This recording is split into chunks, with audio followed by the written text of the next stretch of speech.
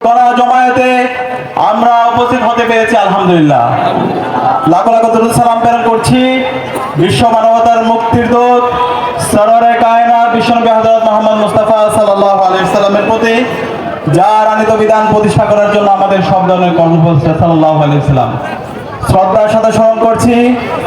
আজাদী আন্দোলনের সকল শহীদদের, বিশেষ করে জুলাই বিপ্লবের শহীদ আবু সাঈদ, শহীদ ওয়াসিম, শহীদ শান্ত, শহীদ আলী রায়হান, শহীদ ইয়াকুব সহ বিপ্লবে যে 2000 আমাদের ভাই বোন জীবন দিয়েছে এবং আমাদের 40,000 ভাই বোন পঙ্গ হয়েছে, তাদের শ্রদ্ধার সাথে স্মরণ করছি।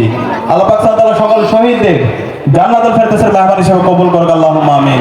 এবং একই সাথে যারা এখন আহত এবং পঙ্গুত্ব অবস্থায় আছে, যারা তাদের চোখ হারিয়েছে, পা হারিয়েছে, এখনো হাসপাতালের বেডে কাতরাচ্ছে, আল্লাহ পাক সুবহানাহু ওয়া তাআলা সকল গাজী ভাই বোনদের দ্রুত সময়ের মধ্যে সুস্থতা নিয়ামত দান করুক, আল্লাহুম্মা আমিন।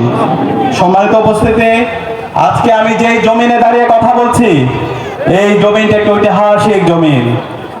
বাংলাদেশের বিগত ফ্যাসিবাদী আমলে যে অঞ্চল সবচেয়ে বেশি জুলুমের শিকার হয়েছে, তার মধ্যে অন্যতম একটা অঞ্চল হচ্ছে খুলনা সাতক্ষীরা অঞ্চল। আজকে আমি মজলুমদের সামনে দাঁড়িয়ে কথা বলছি। ফ্যাসিবাদী আমলে খুনি হাসিনার বিরুদ্ধে চোখে চোখ রেখে যে অঞ্চলের মানুষরা সবসময় প্রতিবাদ প্রতিরোধ জারি রেখেছে, সে অঞ্চল হচ্ছে খুলনা অঞ্চল। একই সাথে আজকের এই ডুমুরিয়া এবং ফুলতলা আসনে যে মানুষটি আপনাদের প্রতিনিধি হিসাবে নির্বাচন করছেন, অধ্যাপক মিয়া গোলাম পরোয়ার, তিনি শুধু এই খুলনার নেতা নয়, তিনি সারা বাংলাদেশের নেতা। জুলাই বিপ্লবে যখন আন্দোলন হচ্ছিল, আমার প্রতিদিন পরোয়ার ভাইয়ের সাথে কথা হতো। যখন খুনি হাসিনা ইন্টারনেট ব্ল্যাক আউট এবং কারফিউ জারি করছিল, ঠিক আগ মুহূর্ত আমি পরোয়ার ভাইয়ের সাথে কথা বলছিলাম। আমি বলছিলাম, এই যে গণবিপ্লব, শিক্ষার্থীরা বাংলাদেশের প্রতিটি প্রতিষ্ঠান থেকে তারা রাজপথে নেমে এসেছে। শহীদ আবু সাঈদ 2 হাতকে প্রসারিত করে তার জীবনকে উৎসর্গ করেছে। শহীদ ওয়াসিম, শহীদ আলী রায়হান থেকে শুরু করে সারা দেশের মুক্তিকামী ছাত্র জনতা রাস্তায় নেমেছে।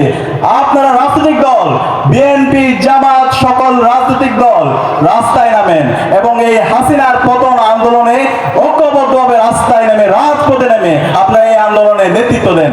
তখন আমি যখন পরোয়ার ভাইকে বলেছিলাম, পরোয়ার ভাই সাথে সাথে বলেছিল, এই আন্দোলনের সাথে জামাত ইসলামীর একত্রতা আছে। খুনি হাসিনার পতনের জন্য যাই করা দরকার তাই করার জন্য জামাত ইসলামী প্রস্তুত আছে। একই সাথে দুর্ভাগ্যের বিষয়, তখন তিনি বাংলাদেশের মেজর পলিটিক্যাল পার্টির সাথে যোগাযোগ করেছিল, বিএনপির বড় বড় নেতাদের সাথে যোগাযোগ করেছিল। তখন তারা বলেছিল, ছাত্ররা এখন যা ভাবতেছে আমরা তাই ভাবতেছি না।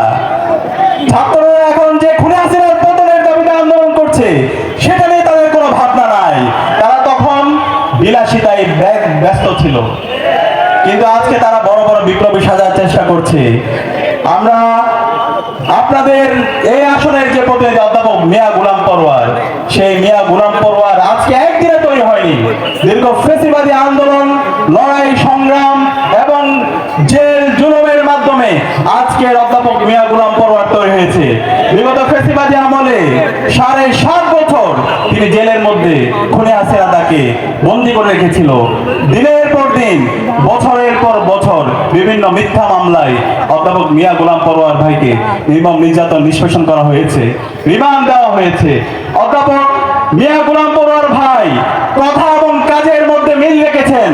তিনি যখন এমপি নির্বাচিত হয়েছেন, তখন দেখিয়েছেন কিভাবে কল্যাণ রাষ্ট্র প্রতিষ্ঠা করতে হয়, কিভাবে মানুষের মুক্তির জন্য কাজ করতে হয়, কিভাবে কৃষক, শ্রমিক, মজুর থেকে শুরু করে নারী, পুরুষ, ছাত্র সবাইকে একসাথে নিয়ে কাজ করতে হয়, কিভাবে ন্যায্যতা নিশ্চিত